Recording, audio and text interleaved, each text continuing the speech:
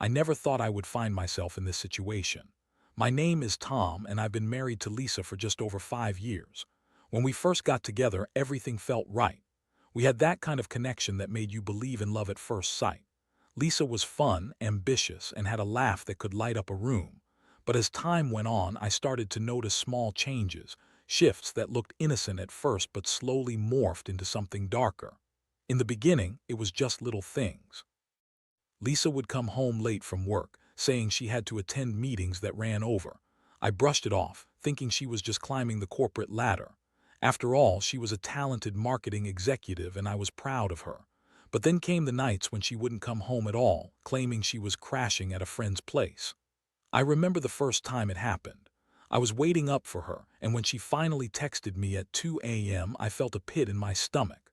Her excuse: a last-minute trip to support a coworker who was going through a tough time. Then there were the sudden changes in her demeanor. She became more irritable and defensive.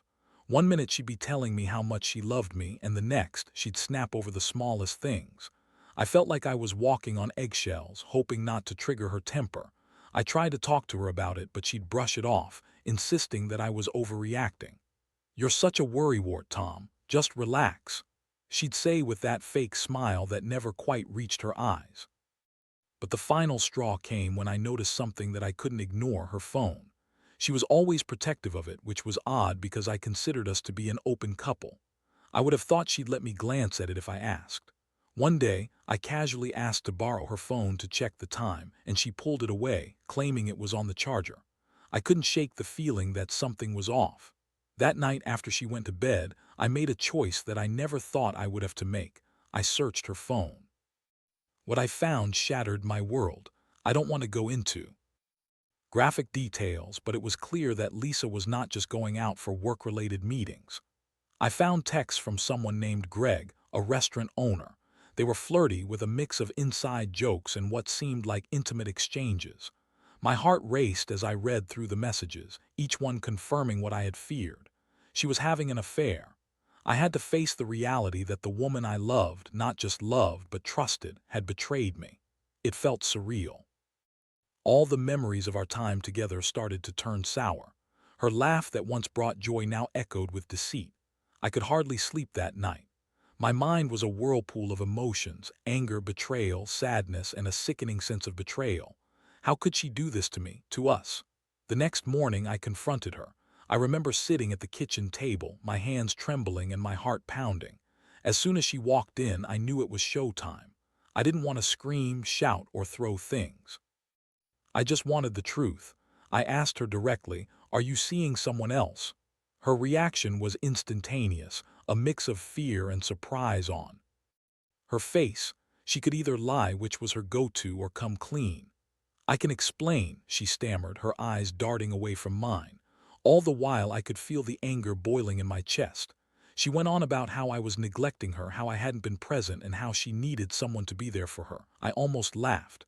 This wasn't about me, it was about her choices, her lies. I pushed harder. "Is it Greg, the restaurant owner?" I asked. That name hung in the air. Her denial was weak, barely holding up against the gravity of the situation. In that moment, I realized I had two choices. I could either spiral into despair or take control of the situation. As I looked into her eyes, I felt an icy resolve begin to form. This wasn't just about me anymore. It was about making her feel the same pain she had inflicted on me. After our confrontation, I spent the entire day in a haze. I replayed our conversations, dissecting every word, every lie. But I also began to think about my options. I was hurt, but I could either forgive her, fight to salvage our marriage, or take a much different path, and I knew my decision was brewing. What I didn't realize was how deep this rabbit hole would go and how far I would be willing to go for revenge. I had some ideas brewing, and while I wasn't proud of my thoughts, they felt justified. The next few days would be critical, and I was ready to execute my plan. Little did Lisa know, her favorite restaurant was about to become a battlefield. The days following my confrontation with Lisa were a blur of emotions, but one thing was crystal clear. I was done playing the victim. I needed to take action. The more I thought about it, the more I realized that Greg, the man who had wormed his way into my wife's heart, was a key player in this twisted game. If she wanted to ruin our marriage for a few stolen moments with him, I'd make sure she'd lose everything she loved about that affair. I started gathering information about Greg and his restaurant. I remember the first time I stepped foot inside the rustic table. It had a cozy vibe, but I felt a wave of bitterness wash over me as I looked around. Couples laughed over their meals, families celebrated birthdays, and there I was, plotting my revenge like a character in some twisted drama. I had never been one to take such drastic measures, but the betrayal had ignited something in me that I didn't know existed. Greg was a charismatic guy, and it made my blood boil to see how Lisa spoke about him.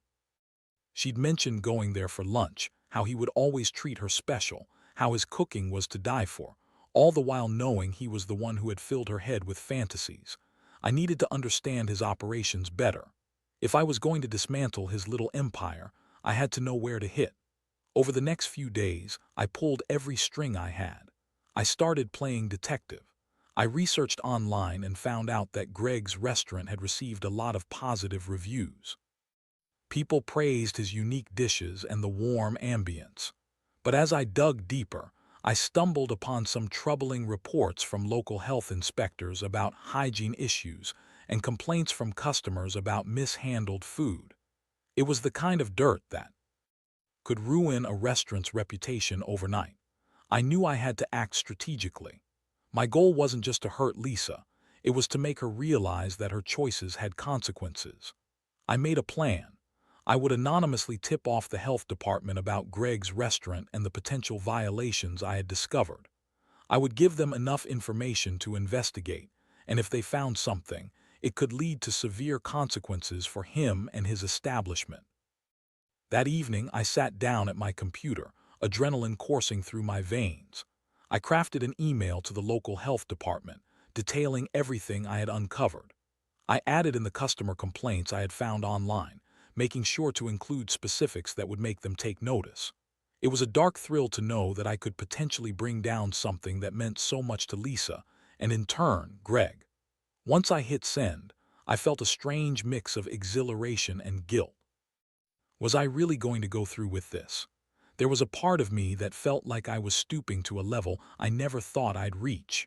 But as I thought about Lisa's betrayal, that part faded away.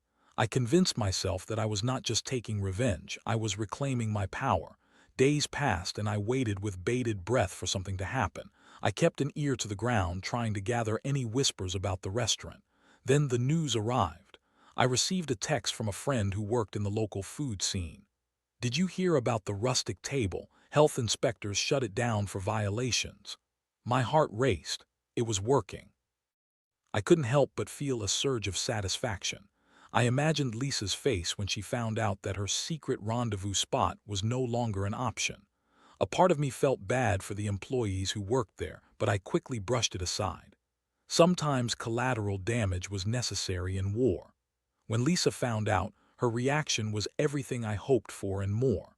She came home that evening, and I could immediately tell something was off. She was pacing the living room, her phone in hand, venting about how unfair the situation was. "Can you believe it? They shut it down. Greg put his heart and soul into that place." She was furious, and I could barely contain my smirk. "Maybe he should have taken better care of it," I shot back, trying to keep my tone neutral. Lisa spun around, her eyes narrowing. "What do you mean? You think it's his fault? This is ridiculous. He's been working so hard to make it a great spot." I leaned back, letting her words wash over me. "Just sounds like bad luck to me. I mean, it's just a restaurant, right?" Her eyes widened as she pondered my casual dismissal. I could see the gears turning in her head. Was she connecting the dots? Did she suspect I had something to do with it? The tension in the room was palpable. "Tom, you didn't, did you?" she asked, her voice dropping to a whisper. "Didn't what?" I replied, feigning ignorance while my heart raced. "Did you have anything to do with this?" "Oh, please, Lisa. It's not like I'm the one who decided to have an affair," I shot back, my anger bubbling to the surface. Her face turned red, the guilt and shame washing over her. I could see she was struggling to find the right words. But there were none that would save her. The conversation devolved into a heated argument. with her trying to justify her actions while I stood firm in my conviction that she had crossed a line. In the midst of her frantic excuses, I couldn't help but feel a sense of satisfaction. I had taken control of the situation in a way I never thought I could. The question that loomed over me was whether this would be enough to make Lisa feel the weight of her choices. Would it be enough to address the emptiness that had settled in our marriage? Or was this just the beginning of a long and painful road ahead? As I lay in bed that night, I couldn't shake the feeling that this was only the first chapter of my revenge. I was no longer just a hurt husband. I was a man on a mission. And as I plotted my next move, I realized that the real battle was just beginning. After that explosive confrontation with Lisa, the atmosphere in our home was thick with tension. I felt a mix of satisfaction and unease. I had made my move against Greg and his restaurant. But I was also aware that I had unleashed a storm that could tear through the remnants of our marriage. I couldn't help but wonder if this was the right path. Was I really prepared for the fallout of my actions? Lisa tried to focus on her work, but it was impossible to ignore the chaos surrounding her. She paced the living room, her phone glued to her ear, desperately trying to get updates from Greg about the situation. I could hear her voice rising and falling, a mix of frustration and disappointment. It was almost poetic. She was chasing someone who had brought nothing but betrayal into our lives, and I was right there watching it unravel. I had started to realize that my actions were not just about revenge. They were about making a statement. I wanted Lisa to understand the gravity of her infidelity, to feel the pain that came with betrayal. But at what cost? I couldn't help but feel like I was losing myself in this war. The lines between right and wrong were blurring, and I questioned whether I was becoming the very thing I despised. The weekend arrived, and Lisa's behavior became increasingly erratic. She would snap at me over trivial things, like the way I folded the laundry or how I left the dishes in the sink. It was as if she was redirecting all her frustration onto me, and I was just the unlucky bystander in her chaotic emotional landscape. One night after a particularly tense dinner, I finally snapped back. "Do you even realize how ridiculous you're being? You're the one who cheated, Lisa. You're acting like a victim, and it's exhausting," I yelled, feeling the frustration spill over. Her face flushed with anger and she shot back. "I didn't ask for this to happen.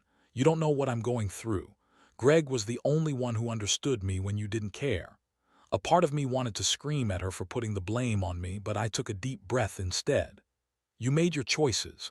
You can't just throw me under the bus because you're feeling guilty now." Our arguments became a recurring theme.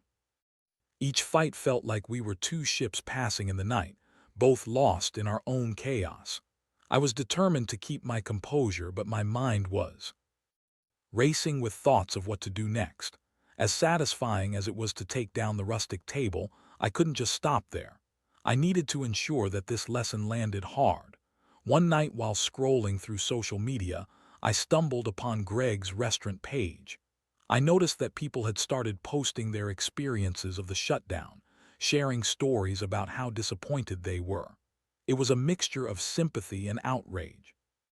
I couldn't help but smirk. Even in their anger, they wouldn't realize how much of a facade Greg had built up. That's when I had an idea. If I couldn't be the only one to expose Greg, maybe I could get the public involved in a different way. I decided to create an anonymous account on a local community forum to share my experience. I crafted a post detailing my story, how I discovered Lisa's affair with Greg, and how the restaurant shutdown was a direct result of his negligence and unprofessional behavior. I painted a picture of a charming facade hiding a man who had no respect for relationships, let alone the health standards of his restaurant. When I hit post, a rush of adrenaline flooded through me. I could already envision the comments piling up. People would rally behind me and share their own experiences. It was a gamble, but I didn't care. I wanted to fuel the fire that would burn Greg's reputation to the ground. The next morning, my post had gone viral in the local community. The comments started flooding in, people sharing their own experiences with Greg's restaurant, some praising my bravery, while others expressed outrage. It felt electric. I couldn't help but feel a sense of empowerment as I watched the narrative shift. Lisa had become increasingly agitated, pacing around the house and checking her phone every few minutes. "Tom, have you seen this post?" She shouted one night, her voice rising with panic. "People are going insane over the restaurant shutting down. They're blaming Greg and it's not his fault. It's like a mob mentality." I played innocent, pretending to be just as shocked as she was. "It's just people sharing their thoughts, Lisa. Maybe they're just upset they can't eat there anymore," I replied, trying to mask my amusement. Her eyes narrowed and I could see realization dawning on her. "You didn't do this, did you?" she accused, her voice shaking. "I'm just a bystander, remember." I shot back, my heart racing with an uncomfortable thrill. Lisa was becoming more frantic, realizing that Greg's downfall could be a direct result of her choices. She frantically called him and I could hear snippets of her conversation. "Please, Greg, just hold on. We'll figure this out. You can't let this ruin your business." As she paced back and forth, I felt a rush of satisfaction. This was her reality now, and it was all because of the decisions she had made. I grinned to myself. There was a certain power in watching her scramble to save the man who had shattered our lives. But as the days went by, it became clear that my plan was having unintended consequences. The more attention my post received, the more Lisa started to unravel. She went out more often, and each time she returned home, it was as if she had aged 10 years. The tension between us had reached a boiling point. I knew I had to be careful. While I was enjoying my revenge, I wanted to make sure that I wouldn't lose myself in the process. I had to remain calculated and not let my emotions dictate my actions. Each move needed to be purposeful, but I couldn't deny the ugly satisfaction that came with watching Lisa feel the weight of her choices.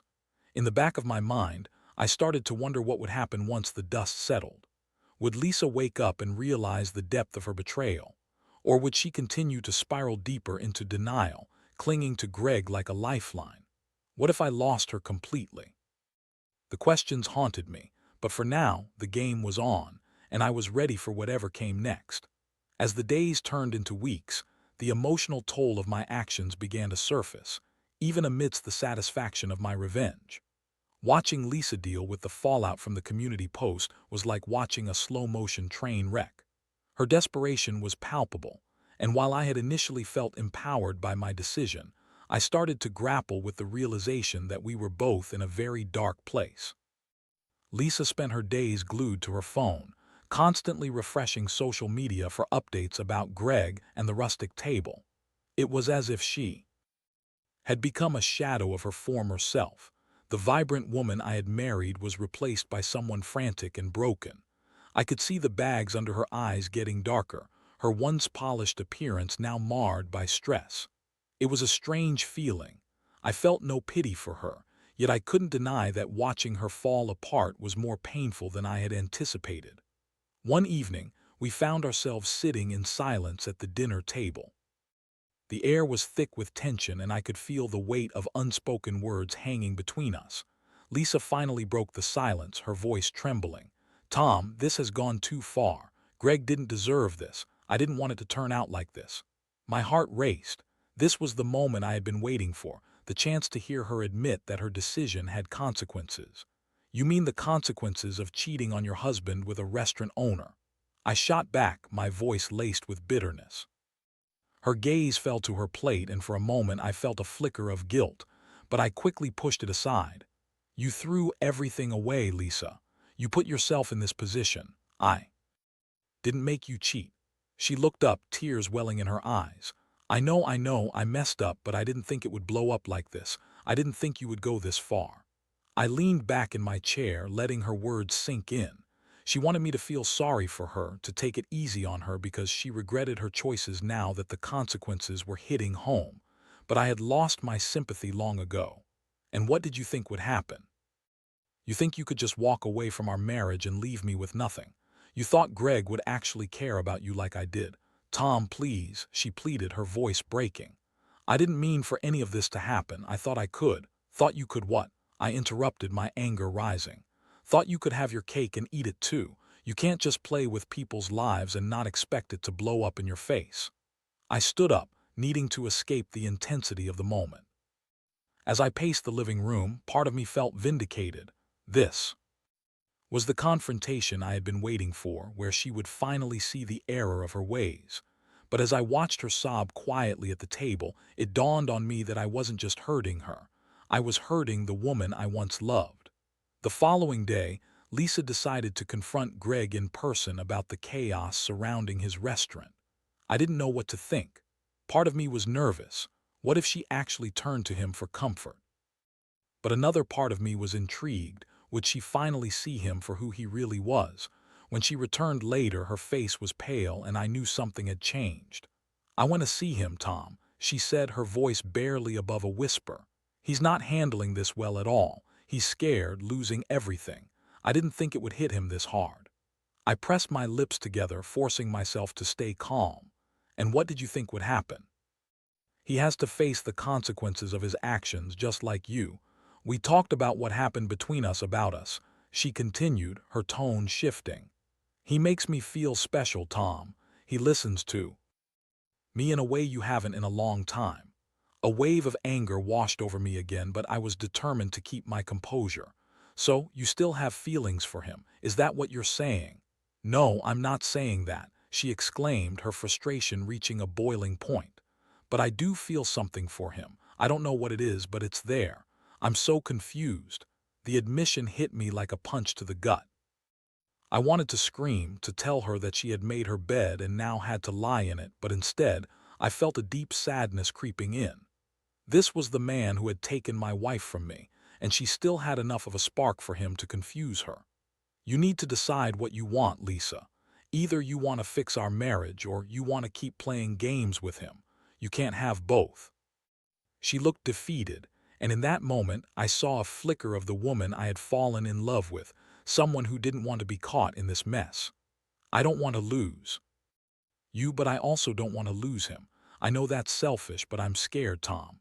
"Scared of what?" I asked, my voice steady. "Scared of a little accountability. You made your choices, Lisa. You need to own them." The silence that followed was deafening. I could see the internal battle raging within her, and a part of me felt a glimmer of hope. Maybe she would realize that Greg wasn't worth the heartache, that their affair was built on lies and deceit. But another part of me feared that this was just the beginning of the end. That night, I made a decision. I would give Lisa one last chance to choose herself or me. I would not let her walk all over my heart any longer. I needed to set boundaries, to remind her that there were consequences to her actions. As I lay in bed, staring at the ceiling, I couldn't shake the feeling that the end of our story was fast approaching. I had already taken steps to dismantle her world, but now it was time to focus on my own. If Lisa didn't choose me, I had to be ready to walk away. It was a painful thought, but I knew that I deserved better. The following days would test both of us. I would stand firm, ready to confront whatever would come next. Would Lisa wake up and realize the depth of her choices? Or would she cling to Greg even as the walls started closing in around her? The uncertainty was daunting, but I was determined to fight for myself, no matter the outcome. As the days continued to unfold, I felt like I was living in a pressure cooker. The tension between Lisa and me was palpable, and it felt as if we were both standing on the precipice of a decision that could irrevocably alter the course of our lives. I had given her a chance to come clean about what she wanted, but deep down, I sensed that she was still torn. The thought of losing her was terrifying, but the thought of allowing her to continue living in this deception was even worse. I decided to take a proactive approach. I wanted Lisa to understand that my love was not unconditional. It was built on trust, respect, and loyalty.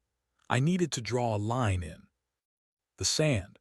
I called a family meeting, just the two of us, and set the scene in our living room where we had shared so many laughs and intimate moments. Now it felt like a battleground. "Lisa," I started, my voice steady but firm, "we need to talk about where we go from here. I can't keep living in this limbo. I want to know if you're willing to fight for our marriage or if you're going to keep playing games with Greg." She sighed deeply, avoiding eye contact. "I don't know, Tom. I don't want to lose you, but I also don't want to lose Greg. He's been there for me in ways that you haven't been lately." The words stung, but I refused to let them derail me. "That's the problem, Lisa. You're treating this like it's a game where you can have both sides. You need to understand that you can't have me while also keeping him in your life. It's just not possible. I watched her face contort with frustration and confusion. I know it seems unfair, but I'm still trying to figure this out. I thought I could manage both, maybe even make it work. I cut her off. You're being selfish. You're thinking only of what you want without considering the pain you're causing me. That's not love, Lisa. That's manipulation. Her eyes filled with tears, and for a moment I felt a flicker of sympathy, but it quickly faded as I remembered the betrayal and the mess we were in. You need to make a choice. I'm not going to fight for you while you're holding on to someone else. It's either me or him. You need to choose, and you need to choose now. The silence that followed was deafening. Lisa's hands trembled as she wiped her tears, and I could see the weight of my words crashing down on her. What if I choose wrong? What if I regret it? She whispered.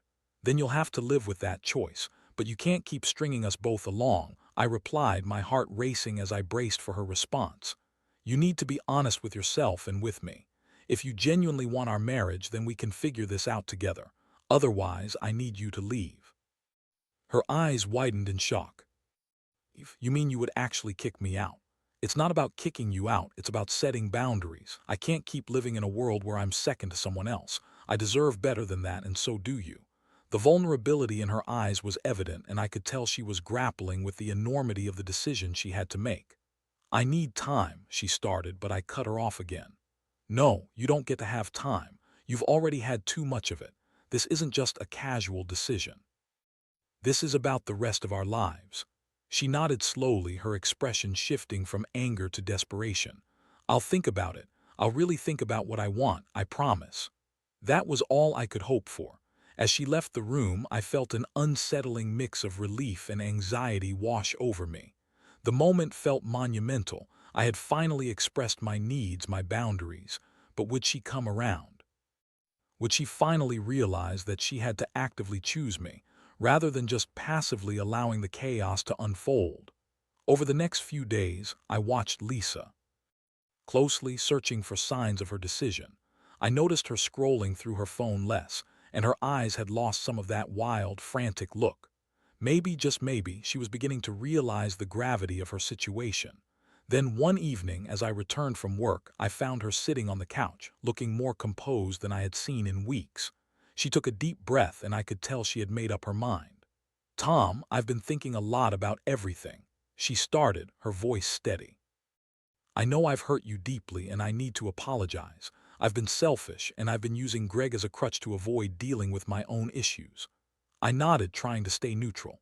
That's a start, Lisa. I want to choose us, she said, her eyes locking onto mine, but I need your help. I need to understand what went wrong in our marriage, and I need to make sure that I don't go back to him. I feel like I was trying to fill a void instead of facing my own problems. My heart raced at her words. Was this the breakthrough I had been waiting for? If you want to choose us, it has to be all in. You can't waver, no more Greg. That's the only way I can trust you again. I understand, I'll cut him off. I'll do whatever it takes, she promised, her sincerity shining through. Good, I replied, feeling a glimmer of hope.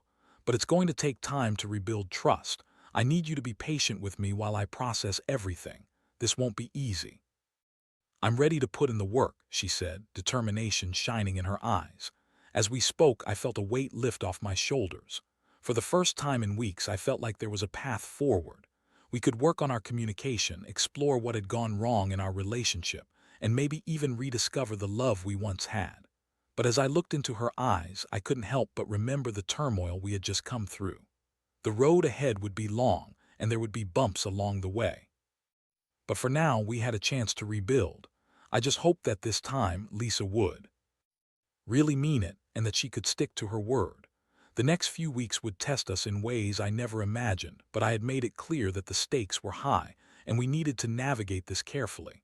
I wanted to believe that we could come out stronger on the other side, but a small voice in the back of my mind kept reminding me of the betrayal.